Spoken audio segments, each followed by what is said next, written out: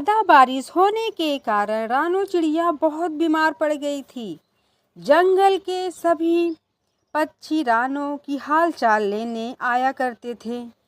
ज़्यादा बारिश में भीगने के कारण रानू को ठंड लग गई थी और वह दिन प्रतिदिन कमज़ोर होती जा रही थी। एक दिन कौवा रानू चिड़िया का हाल चाल लेने के लिए आया। रानू चिड़िया कौवे से कहती है, मुझे ऐसा महसूस हो रहा है कि मेरे घर के सामने जो ये फूल के पेड़ हैं, इस पर 7 फूल खिले थे। जिस दिन उसमें से एक फूल गिरा तो 6 फूल हो गए और उसी दिन मैं बीमार हो गई। अब देखो, इसमें 4 फूल रह गए हैं और मेरी तबीयत और भी बिगड़ रही है। मुझे लगता है जिस दिन ये सारे फूल गिर जाएंगे, शायद उसी दिन मैं भी नहीं बचूंगी। रानू चिड़िया को वहम हो गया था कि इन फूलों में उसकी जान है। जैसे जैसे वो फूल सूख रहे हैं, वैसे वैसे वो कमज़ोर होती जा रही है। कौवा उसका एकदम खास पड़ोसी था। उसे वह समझाने की कोशिश कर रहा था कि ये सब उसका वहम है। ऐसा कुछ नहीं है रानू, बस तुम बीमार हो, तुम्हें ठंड लग गई है। कुछ ही दिनों में बाहर आएगी और तमाम हरे भरे फूल खिलेंगे और देखना, तुम्हारी तबीयत ठीक होने लगेगी। नहीं कौवे भैया, मैं काफी दिन से देख रही हूँ, ऐसा ही हो रहा है। वो सब बातें कर ही रहे थे कि एक फूल और गिर जाता है। मैंने कहा ना, मेरी जिंदगी इन फूलों के साथ है। इन्हीं के साथ मेरी जिंदगी खत्म हो जाएगी। चिड़िया का ये वहम उसके दिल में बैठ गया था और कौवा कुछ सोचकर अपने घोंसले की तरफ चला जाता है और वहां पहुंचकर कौवी को सारी बात बताता है। कौवी कहती है, जो बात रानू के दिल में बैठ गई है, उसे समझाना बहुत मुश्किल है। चलो हम तोता के पास चलते हैं, शायद वो कुछ उपाय बताएं। और वे दोनों तोता की तरफ जाते हैं।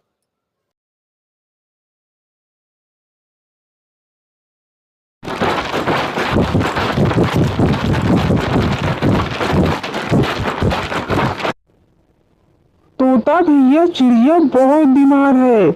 उसका कहना है कि उसके घोंसले के सामने जो फूल के पेड़ हैं, उसमें 7 फूल थे। जैसे जैसे वे फूल गिरते जा रहे हैं, वैसे वैसे वे बीमार होती जा रही है। उसका कहना है कि जैसे ही सब फूल गिर जाएंगे, वे मर जाएगी। उसे वहम हो गया है, लेकिन हमें रानू चिड़िया से ज्यादा इन फूलों की हिफाजत करनी होगी। हमें इन फूलों को गिरने से बचाना होगा। कितने फूल बचे हैं उसमें? 4 फूल बचे हैं। तुम यहाँ से जाओ, रानू की भी खबर लाओ और फूलों को भी देख कर आओ। फिर कौवा जल्दी से रानू के घर की तरफ जाता है।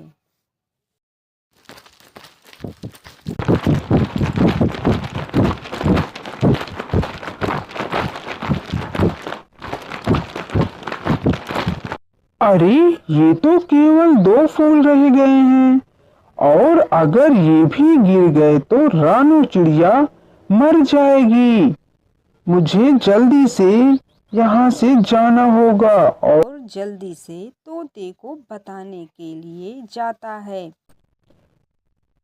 तोते भाई, इसमें केवल 2 फूल बचे हैं। अगर वो भी गिर गए तो रानो चिड़िया मर जाएगी। अरे मुझे एक उपाय आया है। जो फूल रानू चिड़िया के घर के सामने है, वही फूल का पेड़ पहाड़ों के उस तरफ है। तुम जाओ जल्दी से, उसमें से 2 फूल लेकर आओ। फिर कौवा फूल लाने चला जाता है।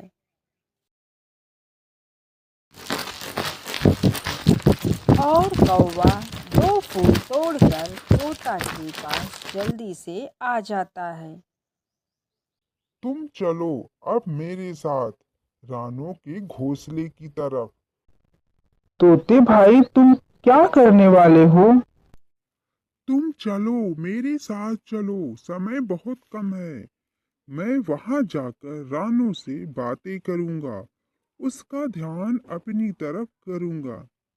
तुम जाकर जल्दी से पेड़ पर फूल लगा देना, और हाँ, अच्छे से लगाना, बिल्कुल भी गिरने ना पाए। चलो ठीक है, मैं अच्छे से लगाऊंगा। और वे दोनों चिड़िया के घोंसले की तरफ चल देते हैं।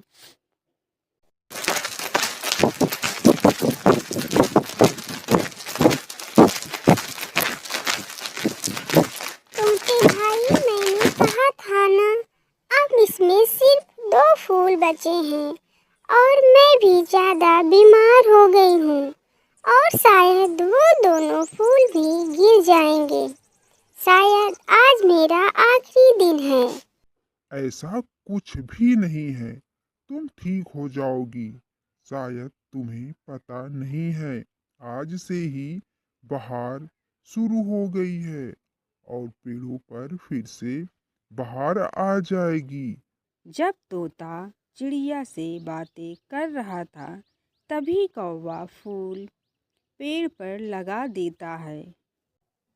चिड़िया बहन, तुम अपनी उम्मीद बनाए रखना, कभी भी अपनी उम्मीद को नहीं तोड़ना।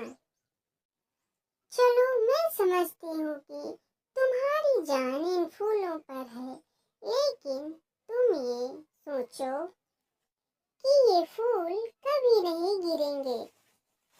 अरे वो देखो, फूल निकल आया, फूल निकल आया।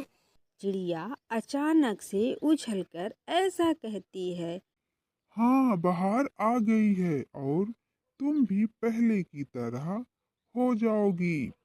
तितली भी चिड़िया को खुश करने के लिए आ जाती हैं और इससे चिड़िया का हौसला और भी बुलंद हो जाता है और फिर बाहर आ जाती है और फिर से फूल का पेड़ हरा भरा हो जाता है और पेड़ पर और भी फूल लग जाते हैं। यह देखकर चिड़िया का मन का वहम खत्म हो जाता है।